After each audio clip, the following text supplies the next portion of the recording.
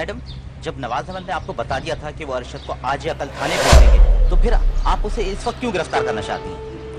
अगर अरशद कातिल है या फिर कत्ल में मुलव्वस है तो वो नवाज अहमद के कहने के बावजूद कभी थाने नहीं आएगा, बल्कि फौरी तौर पे रूपोश होने की कोशिश करेगा।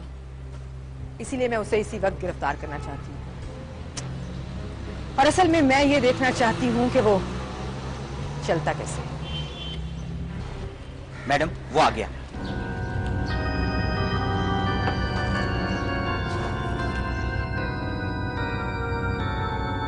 Arrest him.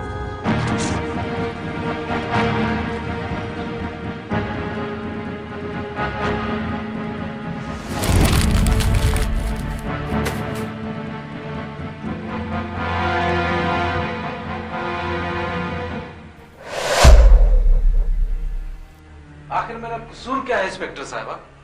तुमने ज़ुमरुद बेगम का कत्ल किया है, बोलो। अब ये मत कहना कि तुम उसे जानते नहीं हो। हमें वहां तुम्हारी मौजूदगी के पक्के सबूत मिले हैं। मैं क्यों कहने लगा? ज़ुमरुद बेगम मेरी कानूनी और शरई मनकुआ थी। निकाह किया था हम दोनों ने, बीवी थी वो मेरी। अपनी बात का सबूत दे सकते हो तुम? निकाहनामा है तुम्हारे पास? निकाहनामा है मैडम, मगर वो ज़ुमरुद बेगम के पास रहता था और वो निकाहनामा उन्होंने बैंक के लॉकर में रखा हुआ है। लॉकर की चाबी किसके पास है? सर के पास, यानी नवाज अहमद साहब के पास। मगर क्या उन्होंने आपको ये सब कुछ नहीं बताया? क्या उन्हें इल्म है इस शादी का? जी बिल्कुल। उन्होंने और उनकी बेगम रिजवाना ने हम दोनों को बहुत लानतान किया था, बल्कि नवाज अहमद साहब ने तो मुझे बहुत डांटा था। वो तुमसे बड़ी थी इसलिए? नहीं इंस्पेक्टर साहबा, इसलिए कि जिस घर में उनकी बेटी की शादी हो रही है, मैंने उस घर में शादी क्यों की। क्या मतलब? नवाज अहमद साहब ने आपको कुछ भी नहीं बताया? सवाल मत करो, सिर्फ जवाब दो। बात यह है मैडम के नवाज अहमद साहब की एक ही बेटी है सना, और सना की शादी ज़ुमरुद बेगम के मुंह बोले बेटे और सगे भांजे साकिब से होने वाली है।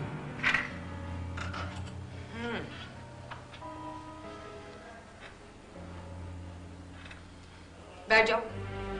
Thank you madam. तुमने ज़ुमरुद बेगम से शादी उसकी दौलत के लालच में की थी? नहीं मैडम, ये ठीक है मैं गरीब आदमी था, मगर शादी की ऑफर खुद ज़ुमरुद बेगम ने मुझे की थी। और शादी के बाद तुमने उस पर दबाव डालना शुरू किया कि जायदाद तुम्हारे नाम कर दे। मैंने ये नहीं कहा, बल्कि वो खुद ये कहती थी। मैं तो उन पर इस शादी को डिक्लेयर करने पर जोर दे रहा था। नवाज अहमद ने तुमसे ये कहा था कि थाने जाओ? नहीं जी, बिल्कुल नहीं। मैं बेकसूर हूं मैडम, बिल्कुल बेकसूर। इसे छोड़ दे, मेरा ख्याल है कि ये बेकसूर है। जाइए आप। Thank you madam. और सुनो,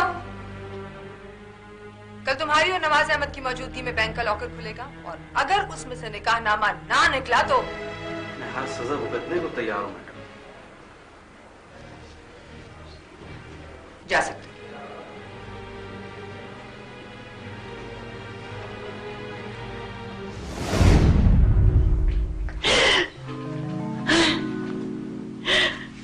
रिजवाना, रिजवाना, खैरियत है?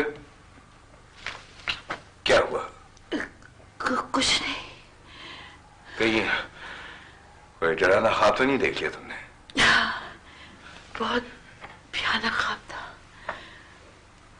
ये लो पानी पियो, लो पानी पियो।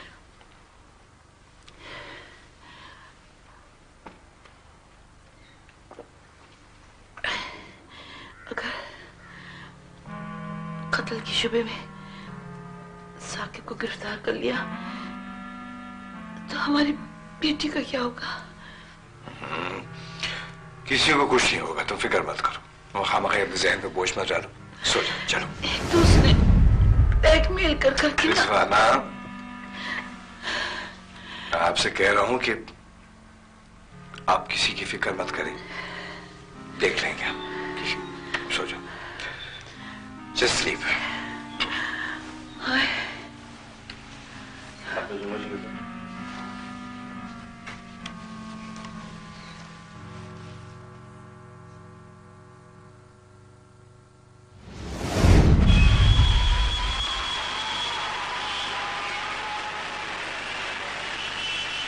मैडम, ये केस तो दिन ब दिन उलझता जा रहा है।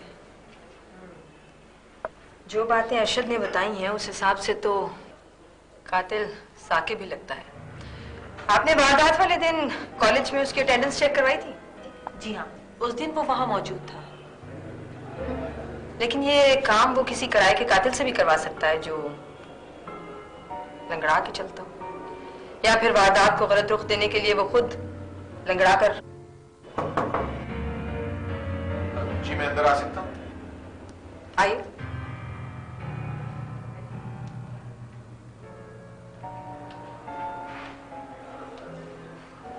मैं आपके पास एक दरखास्त लेकर आया। जी कहिए। मैं ये पूछना चाह रहा था कि मेरी आंटी का बंगला कब तक सील रहेगा? यहाँ कराची में रहने में मुझे बड़ी दिक्कत महसूस हो रही है। किसी के घर रहना बड़ी अजीब सी बात है। क्यों? नवाज साहब आपके गैर तो नहीं है? वैसे हम कोर्ट को इस सिलसिले में जरूरी क्लियरेंस दे देंगे, आप वहीं राब्ता करें। बहुत बहुत शुक्रिया, आप बहुत कोऑपरेटिव हैं। आंटी के कातिल का कुछ पता चला? बस यूं समझिए कि सामने ही है। तो फिर देर किस बात की है? कब गिरफ्तार कर रही हैं आप उसे? जल्दी। मैं जरा बेहतर सबूत की तलाश में हूं ताकि उसकी सजा में कोई कमी ना रहे। खुदा करे आंटी का कातिल पकड़ा जाए। अच्छा जी, मुझे अब इजाजत। हाँ बिल्कुल।